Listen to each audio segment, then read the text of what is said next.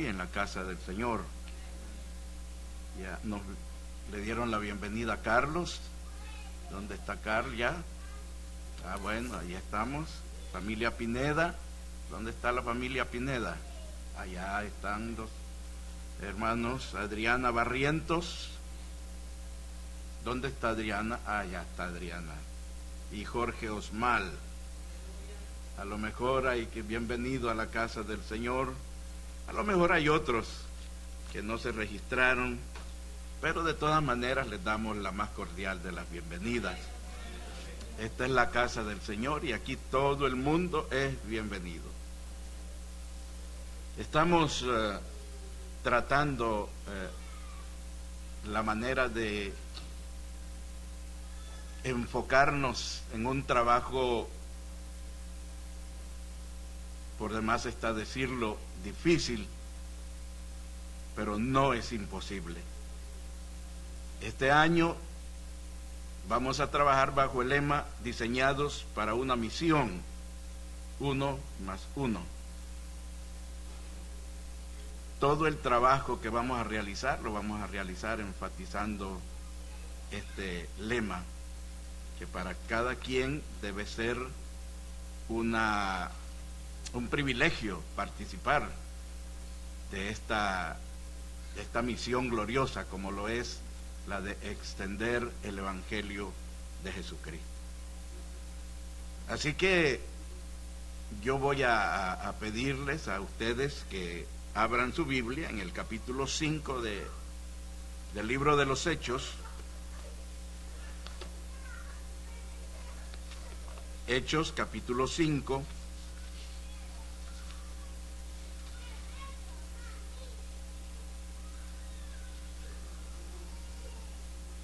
Y cuando todos lo tengan pueden decir amén. Hechos capítulo 5, este es un libro muy conocido por todos y la mayor parte sabe dónde está.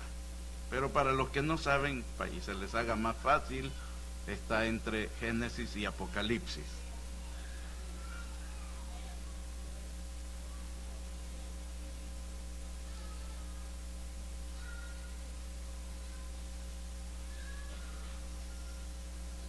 Ya lo tienen, ¿verdad? Hechos capítulo 5.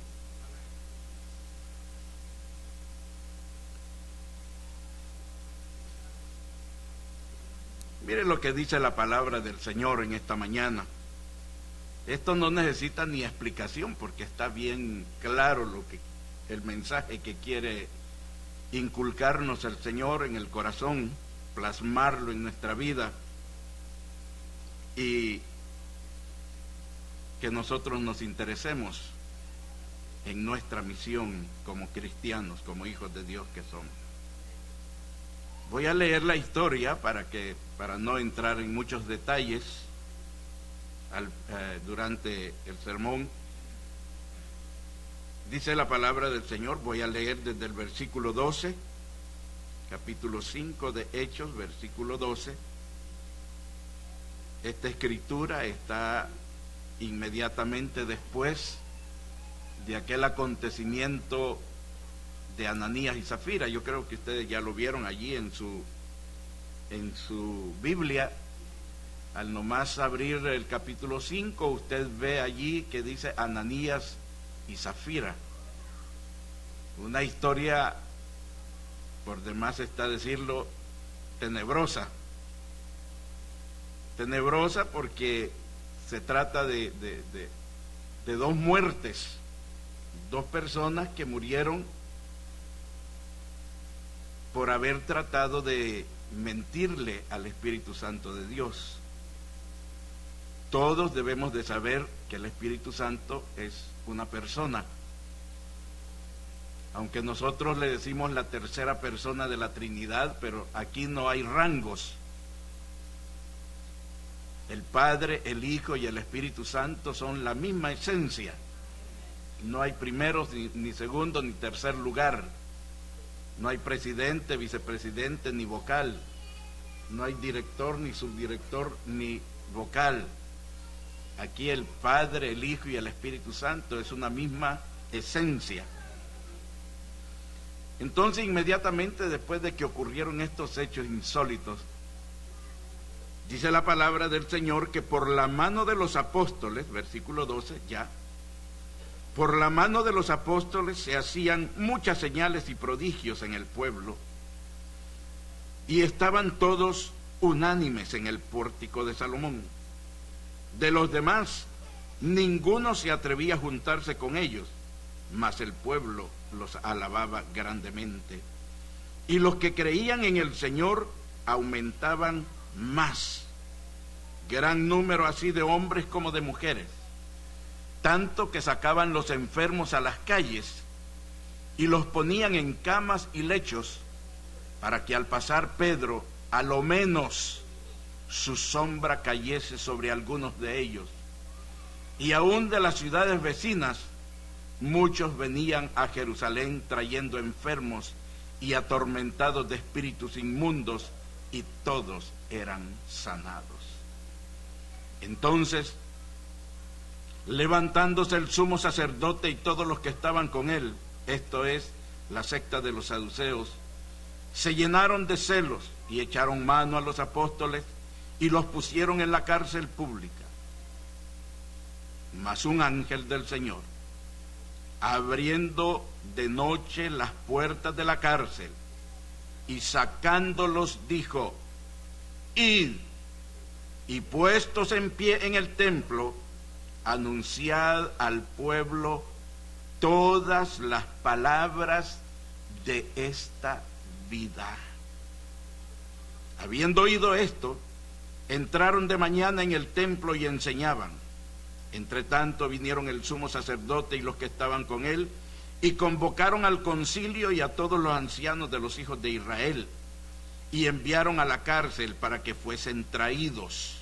Está hablando de los apóstoles encarcelados una noche antes. Dice el 22, pero cuando llegaron los alguaciles, no los hallaron en la cárcel. Entonces volvieron y dieron aviso, diciendo: por cierto, la cárcel hemos hallado cerrada con toda seguridad, y los guardas afuera de pie ante las puertas, mas cuando abrimos, a nadie hallamos dentro. Cuando ellos oyeron estas palabras, el sumo sacerdote y el jefe de la guardia del templo y los principales sacerdotes dudaban en qué vendría a parar aquello.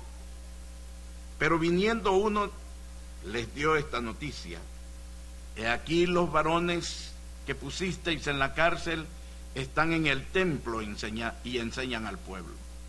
Entonces fue el jefe de la guardia con los alguaciles y los trajo sin violencia, porque temían ser apedreados por el pueblo. Cuando los trajeron, los presentaron en el concilio, y el sumo sacerdote les preguntó diciendo: ¿no os mandamos estrictamente que no enseñasteis en ese nombre? Y ahora habéis llenado a Jerusalén de vuestra doctrina, y queréis echar sobre nosotros la sangre de ese hombre. Respondiendo Pedro, la sangre de ese hombre es Jesucristo, recuerdan, ¿verdad? El 29, respondiendo Pedro y los apóstoles dijeron: es necesario obedecer a Dios antes que a los hombres. Vamos a dejar allí esa historia. Quiero hablarles en esta hora, hermanos, acerca de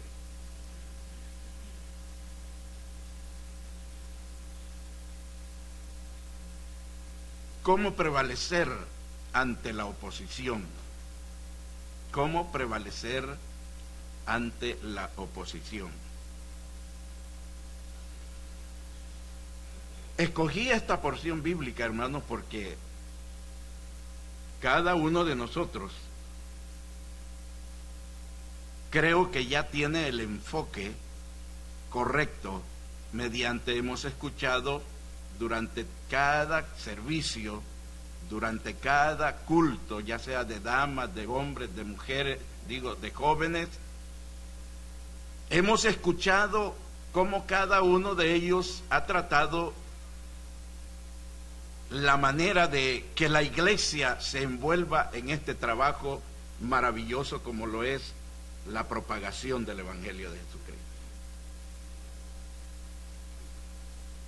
Y como he dicho ya en anteriores ocasiones, esto no debería de ser un programa de la iglesia. Esta es la obligación de la iglesia. Es nuestra obligación pregonar, proclamar, testificar de las grandezas que el Señor ha hecho en la vida nuestra. Pero fíjese, cuando esto sucede, cuando la iglesia se decide a hacer el trabajo, a cumplir con la misión que Dios nos dio antes de Él ascender al cielo, porque aunque aquella palabra fue dicha para los que estaban allí en ese momento, pero se ha trasladado para el 2018, 19, para nosotros ahora, los que seguimos en este camino maravilloso de la salvación. Siempre, desde el principio de la era cristiana, desde el principio de la iglesia, siempre hubo oposición para que esta nueva doctrina, por así decirlo, por usar una palabra, aunque no es la correcta, pero vamos a decirlo así, este nuevo camino que se había abierto a través de Jesucristo. Fíjese que para los que no han escuchado mucho acerca de esto, el pueblo de Israel había sido escogido como el pueblo de Dios desde hacía siglos antes de que Jesucristo apareciera en esta tierra. Este pueblo de Israel sigue siendo el pueblo de Dios. Sigue siendo el pueblo de Dios. Desobediente, rebelde y todo lo que usted pueda achacarle, pero sigue siendo el pueblo de Dios. A este pueblo, a Dios sea la gloria, nos hemos unido nosotros. Nos colamos, no por guapos ni por guapas, sino por su misericordia. En vista de que, dijo el apóstol Juan, a los suyos vino y los suyos no le recibieron, mas a todos los que le recibieron les dio el poder de ser llamados hijos de Dios. Yo no sé cuántos hijos de Dios hay aquí en esta mañana, pero yo me gozo inmensamente de considerarme como un hijo de Dios. Y fíjense que este pueblo de Israel no aceptó a Jesús como el Mesías, no lo aceptó, excepto unos pocos. A pesar de que las multitudes seguían a Jesús, por varias razones, que no vamos a considerar esta hora, pero por muchas razones, y razones obvias, la gente seguía a Jesús. Usted sabe que cuando las cosas son gratis, las filas son larguísimas. Cuando hay que pagar las cosas, entonces verá, ahí es menos la afluencia de personas. Y fíjese que si hay algo de lo que yo le doy gracias al Señor, hermano, es de que esta congregación ha sido súper bendecida. Súper bendecida. Porque muchos de los que asistieron desde el año 1992, muchos de esa gente traían la mentalidad de que el gobierno podía ayudarles. Y esta ayuda es gratis. La ayuda del gobierno todavía continúa siendo igual. Entonces, la mayor parte de los hispanos tenía esa mentalidad de que el gobierno de los Estados Unidos tenía que mantenernos. Pero mire qué bendición. Desde 1992 estamos enseñando que el Señor prospera a sus hijos. Y no es esa prosperidad que se predica hoy como doctrina. No, señor, no estoy hablando de eso.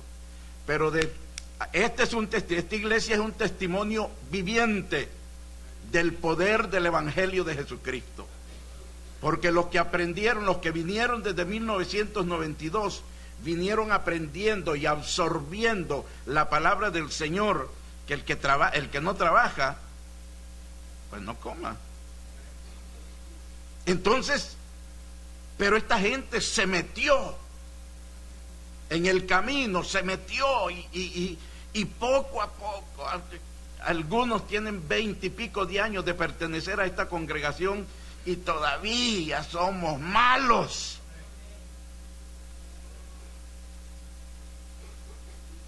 Todos los que no dijeron amén son buenos, así es que usted ha de haber oído, esos son buenísimos, no son de los que estoy hablando. Pero fíjate, desde esa época nosotros empezamos a predicarles a los hermanos de aquel entonces que nosotros teníamos que ser bendecidos por la mano poderosa de Dios y no depender de ninguna ayuda. Para los que no saben, aquí donde ven esta propiedad es nuestra. Nosotros tenemos 12 acres acá, esto es nuestro. Nadie nos puede sacar de aquí. Desde el 2003 estamos trabajando para edificar este edificio y hacer las instalaciones como hoy están. Esto era una caballeriza terrible, garrapatas por todos lados, habían más garrapatas que ganado. Pero fíjate cómo el Señor ha prosperado a esta gente, y la ha prosperado por la fe que fue inyectada a través de la palabra del Señor. Nosotros creímos y creemos, seguimos creyendo que Dios prospera al Hijo de Dios. ¿Cómo que no? ¿Cómo que no? Si nosotros, dice la palabra del Señor, que siendo malos, ¿cuántos pueden decir amén? Hoy hay más malos. Todavía, ya usted escuchó, el que no dijo amén, ese sigue siendo bueno. Ahora quizás más bueno. Pero fíjate, dice la palabra del Señor que si nosotros, siendo malos, sabemos dar buenos regalos a nuestros hijos, ¿cuánto más tu Padre Celestial no te dará a ti todo lo que tú necesitas? Esa palabra necesitas, ¿verdad? La voy a poner entre comillas, porque nosotros queremos de todo. Yo quiero un Porsche, por lo menos yo quiero un Cadillac, pero el Señor no me va a dar un Cadillac. Yo me conformo con esa Jeep roja que tengo allí, que después de 5 años vino a ser mía y hoy ya ni sirve, porque así son los artículos que le venden aquí a uno, te dan tanta garantía y hoy ya saben que en esa fecha ya tenés que comprar otro. Entonces fíjate cómo Dios ha prosperado la vida de cada uno de nosotros. Llegamos al Señor en condiciones magras, horribles. Muchos llegamos en una pobreza absorbente. Sin embargo, ahora podemos ver y darle la gloria al Señor, porque hemos sido bendecidos.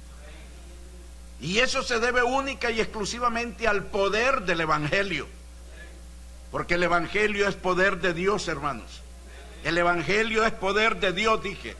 El poder de Dios se manifiesta a través del Evangelio de Jesucristo. Y si hay algo, hermano, si hay algo que provoca oposición en el reino de las tinieblas, es que la iglesia salga de las trincheras en las que se ha metido por años. Porque eso es lo que hemos hecho muchas iglesias. Nos hemos atrincherado y nos hemos quedado dentro de 4 paredes, alabando y glorificando el nombre del Señor. Está bueno, pero hermano, poco a poco el enemigo ha minado las iglesias, y en lugar de hacerlas crecer, las iglesias están decreciendo. La gente se está yendo, no le gustó una cosa y busca otra iglesia donde sí le permitan aquello. y así van de lugar en lugar, ¿verdad? Esperando que hallar algo que encaje en ellos. Porque no es que el evangelio, no es que me voy a someter al evangelio, no, el evangelio tiene que someterse a mí. Humanismo. Y esta es una doctrina, esta es una nueva ideología que está circulando en este mundo, y nosotros la estamos viendo. Fíjate que cuando el apóstol Pablo y los apóstoles, después de la ascensión de Jesucristo al cielo, y que estuvo delante de unos 500 hermanos más o menos, y que que Jesucristo les dijo a ese grupo de gente: vayan a Jerusalén y métanse en un dormitorio en que está allí preparado para ustedes, y no salgan de allí hasta que hayan sido investidos del poder de lo alto, hasta que haya venido sobre vosotros el Espíritu Santo de Dios. Lo hicieron así, y hermano, aquello fue un estallido de pólvora. No quedaron los 500 hermanos, porque no sé si no cabían o no sé si no aguantaron, porque tuvieron que estar 10 días metidos en un aposento en la segunda planta. Pero dice la Biblia que en esos 10 días, esos 120 estuvieron unánimes, juntos. Tal vez usted me dirá: y eso de unánime y juntos, que no es lo mismo? No es lo mismo. No es lo mismo. Fíjate que aquí estamos todos juntos, pero muchos de ustedes, o algunos de ustedes, o uno de ustedes, no podría estar unánime. Porque si usted está con su niño, ¿verdad?, ya no está unánime, porque usted ya no está oyendo lo que dice la palabra. Ya usted está con su diosecito allí.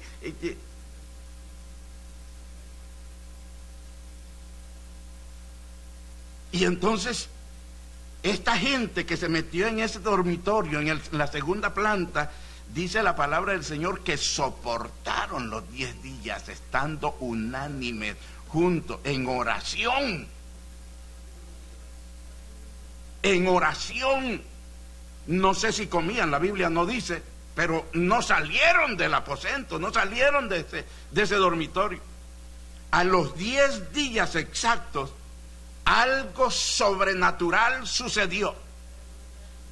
Una explosión de gloria descendió del cielo. Los cielos se abrieron y el Espíritu Santo de Dios vino sobre estos 120, los llenó de su presencia, y aquello fue, hermano, glorioso.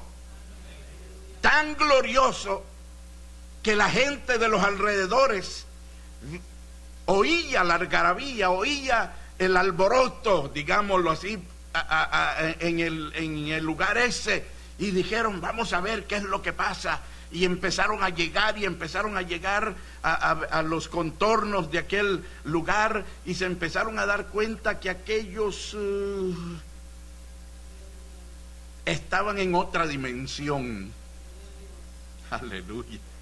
Estaban en otra dimensión. Y mire, hermano, esto es lo más glorioso que pudo haberle sucedido a la humanidad: que Jesucristo ascendiera al cielo y descendiera el Espíritu Santo de Dios. ¿Sabe por qué? Porque teniendo a Jesús en cuerpo, Él no podía estar en diferentes lugares. Si Él estaba en Nazaret, no podía estar al mismo tiempo en Jerusalén. Si Él estaba en Jerusalén, Él no podía estar en el Monte Carmelo. Si Él no podía estar en el Monte Carmelo, Él no podía estar en Belén de Judá. Cualquier ciudad, mencione usted. Porque tenía un cuerpo. Nosotros no podemos estar en un lugar y en el otro. Por eso es que cada uno de nosotros tiene que, ahora, hoy día, con toda esta discrepancia de doctrinas y de ideologías, que están bombardeando a nuestros hijos. Cada uno de nosotros sabemos que nuestros hijos están con nosotros, pero lejos de nosotros. No sabemos qué tipo de influencia están recibiendo. Entonces nosotros tenemos que orar por ellos. Pero bueno, dejemos eso. Pero fíjate, la bendición más grande, hermano, que el Espíritu Santo de Dios descendiera sobre esta gente. Y descendió sobre cada uno. No descendió sobre el lugar. No. Descendió sobre cada persona que estaba presente, unánimes, juntos, en oración. Entonces, esto provocó en el pueblo una admiración tremenda, porque en esa fecha habían llegado de diferentes culturas y ciudades y países, provincias, y todos ellos hablaban diferente idioma. Pero cuando ellos se dieron cuenta, todos los que habían llegado, a pesar de que no hablaban el mismo idioma, pero ellos entendían las maravillas y las palabras gloriosas que salían de la boca de aquellos 120. Y ellos dijeron, pero ¿cómo es esto que les entendemos todo lo que están diciendo? Ese es el Espíritu Santo de Dios. Otros decían, están ebrios, han tomado mucho licor y por eso es que están en este alboroto. No, hermano, parece que sí, porque el Espíritu Santo cuando desciende sobre una persona y lo toma, esa persona hace cosas indecibles. Y hay gente que parece que está ebria y hay gente que parece, pero no, está el Espíritu Santo de Dios tomando posesión de aquella persona. Y qué lindo es permanecer en esa situación. Qué lindo es permanecer bajo la unción del Espíritu Santo de Dios. Entonces, el asunto fue que descendió el Espíritu Santo única y exclusivamente para que este evangelio fuera predicado a toda criatura. Y para que este evangelio fuera predicado a toda criatura, aquellos hombres que iban a decidir, a determinarse para realizar esta tarea, esta misión, esta labor, tenían que ser llenos del Espíritu Santo de Dios.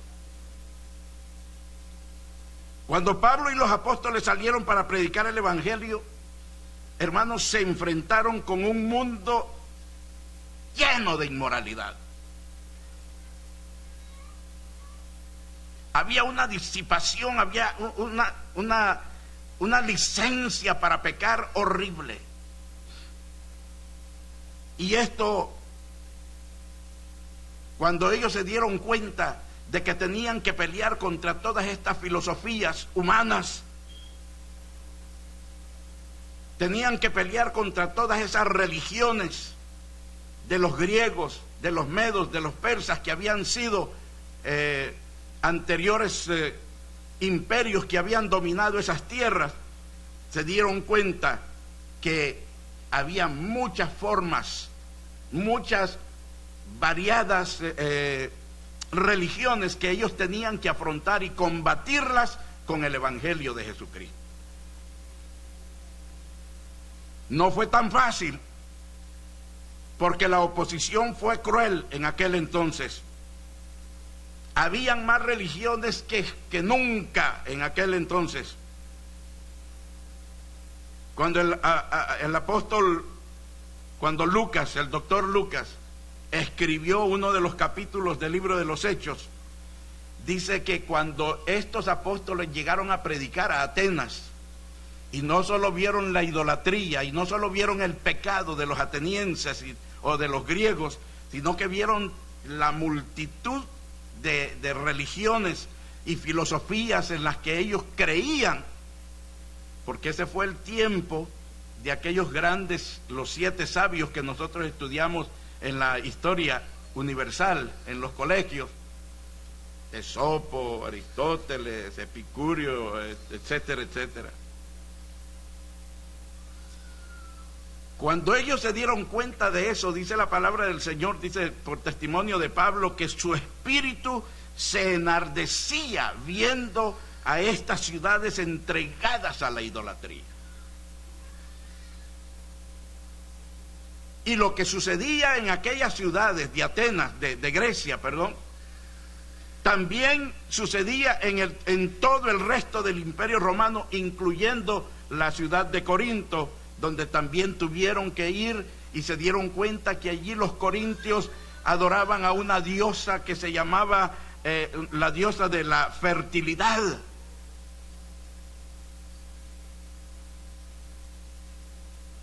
Y había una inmoralidad terrible. Es un puerto en aquel entonces, y hoy todavía sigue siendo estratégico para el negocio.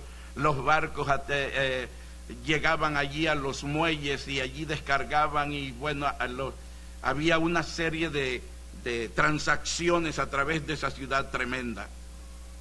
Allí fue donde Pablo y los demás discípulos llevaron el Evangelio de Jesucristo. Esto que les estoy predicando, esto está basado precisamente en la porción que leímos en esta oportunidad.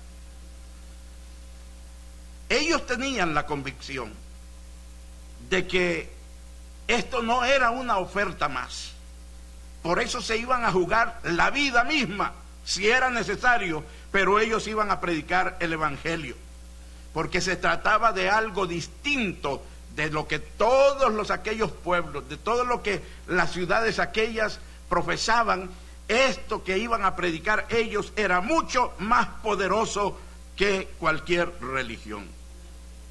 Porque para ellos y para nosotros hoy día, el Evangelio sigue siendo no una religión, señores. El Evangelio no es una religión más. Cuando hablemos del Evangelio, no hablemos de la religión evangélica, porque no cabemos en religión. El Evangelio es poder de Dios, el Evangelio es potencia para salvar al más vil pecador. En el mundo en que vivimos, hermanos, no es muy distinto a este del que vimos aquí en esta porción bíblica. El contexto en el que ahora nosotros vivimos, nosotros podemos ver una enorme variedad de ofertas filosóficas, donde cada una de ellas pretende ser la verdad. Y esa gente que pretende tener la verdad son atrevidos y salen de 2 en 2 y de 3 en 3 o de 5 en 5 y salen por las calles predicando lo que ellos profesan, mientras la iglesia del Señor, que sí tiene la verdad, está atrincherada en 4 paredes. Todos estamos contentos con venir a la iglesia y con una vez a la semana, si es posible, y si no, pues a los 15 días, y si no se puede, pues a las 3 semanas, y si no se puede, pues una vez al mes. Pero vamos divinamente, ¿verdad? Pero fíjate, cuando la iglesia se decide a salir de las 4 paredes y predicar el Evangelio de Jesucristo, entonces viene la oposición. Entonces viene la oposición. Hoy día, hermanos, es bastante difícil que usted encuentre a alguien que no conozca cualquier corriente filosófica de la actualidad. Incluso el humanismo, que es algo que muchas de las iglesias evangélicas han abrazado, pues le ofrecen a su gente, a todos los que llegan, les ofrecen que ya no van a tener problemas, que ya no van a tener enfermedades, les ofrecen que van a tener mucha plata, les ofrecen que van a tener negocios, les ofrecen, bueno, un sinnúmero de cosas. Y como la gente siempre piensa en ellos mismos, amén, o usted ya no piensa en usted mismo. Usted no estará pensando en llegar a ser rico todavía. Todavía quiero llegar a ser compañero de Rockefeller. Todavía quiero alquilarle a Trump algún edificio que yo posea en un futuro.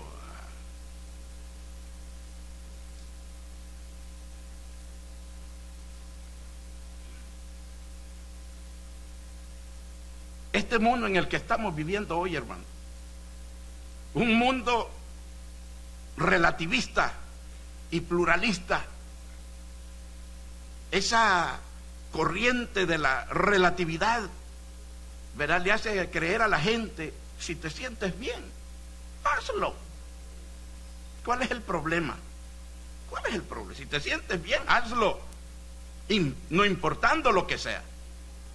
Por eso es que vemos ahora, hoy día, gente aplastando a otros para poder llegar a la cima donde ellos quieren llegar. Otros ¿verdad?, creen en muchas cosas, pero cuando usted les habla del Evangelio, ellos ponen un stop y dicen: de eso ni siquiera hablemos. Sin embargo, hermanos queridos, yo creo que es tiempo de que por lo menos nosotros salgamos de nuestras trincheras y vayamos a ese mundo en donde la gente se muere en el pecado y la maldad. Les dije la vez pasada, las encuestas a nivel mundial revelan que más de 7 millones de personas se van al infierno por minuto alrededor del mundo. Gente que no conoce a Cristo y se muere. Más de 7 millones de personas por minuto se van al infierno sin Dios y sin esperanza. Eso significa, hermano, que todos aquellos que hemos sido perdonados por la sangre de Jesús, por el sacrificio de Jesús, supuestamente tenemos que ser nuevas criaturas. Eso dijo Pablo en el capítulo 5, versículo 17 de la carta a los Corintios. De manera que si alguno está en Cristo, nueva criatura es. Las cosas viejas pasaron, he aquí todas son hechas nuevas. Y fíjate que hay algo que quiero señalar que es muy importante. Pero fíjate que desde el momento en que tú te decides, desde el momento que tomas la firme determinación de reflejar a Cristo con el estilo de tu vida,